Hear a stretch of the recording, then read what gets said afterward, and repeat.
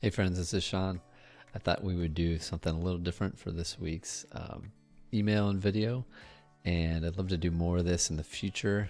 So just a heads up, if you've got a file that you'd like to share, this is one I'm going to go through today.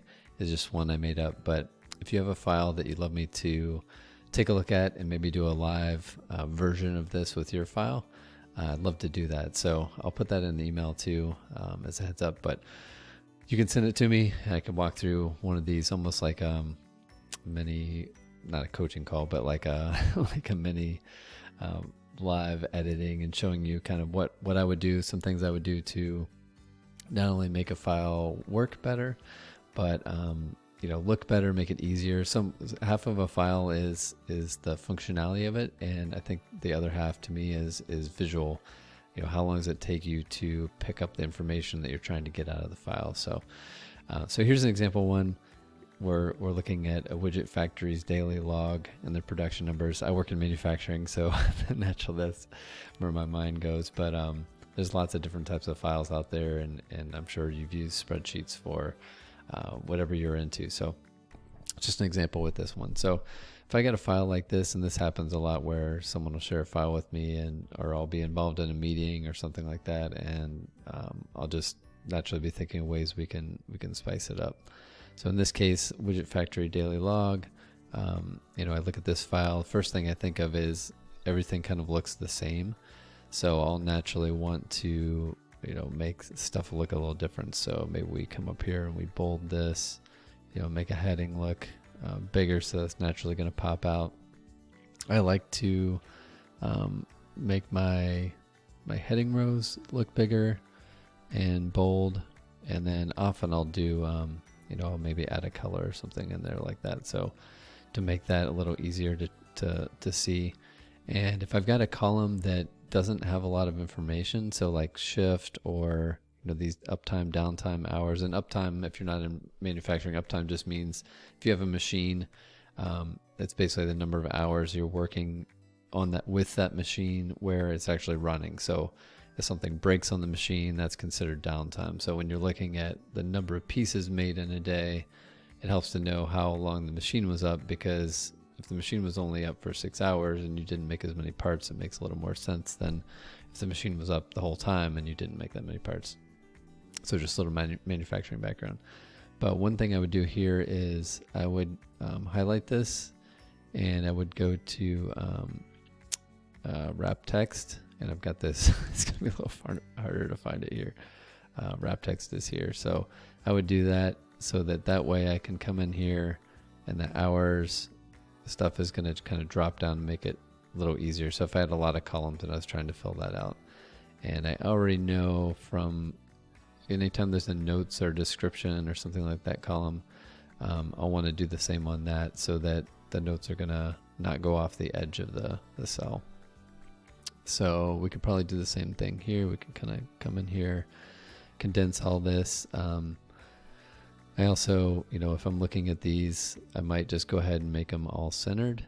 So we'll center them like that, and then I'll fix the header with the left. So a little clearer like that. The next thing, and I see this happen a lot, is you go to scroll down and everything disappears on the top. So there's a couple ways you can fix that. One is you can go in here and do insert a table. That one right there. That works fine, and it'll do a lot of things on its own when you do that.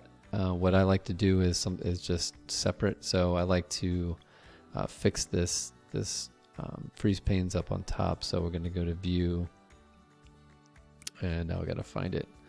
We're down here. I have this thing.